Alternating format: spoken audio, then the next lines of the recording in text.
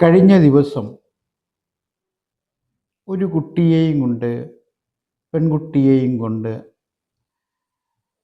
അവരുടെ മാതാപിതാക്കൾ കൗൺസിലിങ്ങിന് നമ്മുടെ സെൻറ്ററിൽ വരികയുണ്ട്. ആ അനുഭവം ഞാൻ നിങ്ങളുമായി ഷെയർ ചെയ്യുവാൻ ആഗ്രഹിക്കുന്നു. കുട്ടി 13 വയസ്സുള്ള പെൺകുട്ടിയാണ്, ഏക മകളുമാണ്. അവൾ ഇപ്പോൾ പഠിക്കാൻ പിറകോട്ട് പോകുന്നു, പഠനത്തിൽ അലസത കാണിക്കുന്നു, താല്പര്യമില്ലായി. ആ കുട്ടിയുമായി നമ്മൾ കൗൺസിലിങ്ങിൽ സംസാരിക്കുകയും എന്താണ് ആ കുട്ടിയുടെ പ്രോബ്ലം എന്ന് കണ്ടുപിടിക്കുകയും ചെയ്തു. കാര്യം വളരെ നിസ്സാരമാണ്. ആ കുട്ടിയുടെ ക്ലാസ്സിൽ ഉള്ള മറ്റൊരു സമ്പന്നയായ കുട്ടി നമ്മുടെ അടുത്ത് വന്ന കുട്ടിക്ക് ഒരു ഗിഫ്റ്റ് കൊടുത്തു, അവളുടെ ബർത്ത്ഡേക്ക്. വളരെ സന്തോഷമായി കുട്ടി അത് സ്വീകരിച്ചു. അപ്പോൾ ഗിഫ്റ്റ് കൊടുത്ത കുട്ടി പറഞ്ഞു, കിട്ടിയ കുട്ടിയല്ല, കൊടുത്ത കുട്ടി പറഞ്ഞു, നീ ഇത് വീട്ടിൽ ചെന്നേ പൊട്ടിക്കാവൂ, തുറന്നു നോക്കാവൂ. ഓക്കെ, അവൾ സമ്മതം പറഞ്ഞു. പക്ഷെ അല്പസമയം കഴിഞ്ഞപ്പോൾ ഇവരുടെ ക്ലാസ്സിലെ മറ്റു കുട്ടികളെല്ലാം കൂടെ ഇവളെ നിർബന്ധിക്കുകയും ഫോഴ്സ് ചെലുത്തി തന്നെ അത് ഓപ്പൺ ചെയ്യുകയും ചെയ്തു.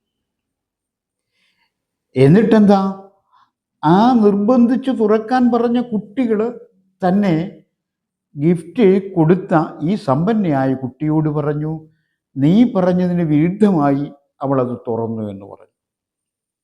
അതിനെപ്പറ്റി ഗിഫ്റ്റ് കൊടുത്തതും ഗിഫ്റ്റ് വാങ്ങിയതുമായ രണ്ട് കുട്ടികൾ തമ്മിൽ അഭിപ്രായ വ്യത്യാസം വരികയും ചെറിയൊരു ശണ്ട കൂടുകയും ചെയ്തു. ഗിഫ്റ്റ് ലഭിച്ച കുട്ടി, ആ പെൺകുട്ടി, ഈ ഗിഫ്റ്റ് തിരിച്ചു കൊടുക്കുകയും ചെയ്തു. അപ്പോൾ അത് അതിനേക്കാൾ കൂടുതൽ ബുദ്ധിമുട്ടായി. വാങ്ങിയ കുട്ടിക്ക് ഒരു ഗിൽറ്റ് ഫീലിങ്സ്, ഒരു സങ്കടം തോന്നി. എനിക്ക് ദാനം തന്ന ഗിഫ്റ്റ് ഞാൻ തിരിച്ചു കൊടുത്തല്ലോ എന്ന്. ഗിഫ്റ്റ് കൊടുത്ത കുട്ടിക്കും അപ്രകാരം തന്നെ ഒരു സംഘർഷം അവളുടെ മനസ്സിലുമുണ്ടായി. എന്തിനു പറയുന്നു, അതോടുകൂടി ഈ കുട്ടി പഠനത്തിൽ പുറകോട്ട് പോകാൻ തുടങ്ങി. ക്ലാസ്സിലെ first or second mark score ചെയ്യുന്ന കുട്ടിയാണ് നമ്മുടെ അടുത്ത് കൗൺസിലിങ്ങിന് വന്നതെന്ന് ഓർമ്മിച്ചു കൊള്ളണം. അപ്പോൾ കാര്യം വളരെ നിസ്സാരമാണ്. പഠനത്തിലേക്ക് പുറകോട്ട് പോകാൻ തുടങ്ങിയപ്പോൾ ആ കുട്ടിയുടെ ഡാൻസ് പ്രോഗ്രാം അമ്മ നിർത്തുകയും കുട്ടിയോട് നന്നായിട്ട് പഠിക്കാൻ ആവശ്യപ്പെടുകയും ശ്വാസിക്കുകയും മറ്റും. അതോടുകൂടി കുട്ടി ഡാൻസ് പ്രോഗ്രാം നിർത്തിയതോടുകൂടി കുട്ടിക്ക് കൂടുതൽ സങ്കടമാവുകയും അവൾ മൊബൈലിലേക്ക് കൂടുതൽ താല്പര്യം കാണിക്കുകയും ചെയ്തു. ആ മൊബൈലിലുള്ള ഡാൻസ് പ്രോഗ്രാംസ്, മ്യൂസിക് പ്രോഗ്രാംസ് ഇത്യാദിയിൽ കൂടുതൽ ശ്രദ്ധിക്കുകയും ചെയ്തു. പഠനം പഴയതുപോലെയായി. അങ്ങനെയുള്ള സാഹചര്യത്തിലാണ് നമ്മളുടെ അടുത്ത് ഈ കുട്ടിയെയും കൂട്ടി മാതാപിതാക്കന്മാർ വരുന്നത്.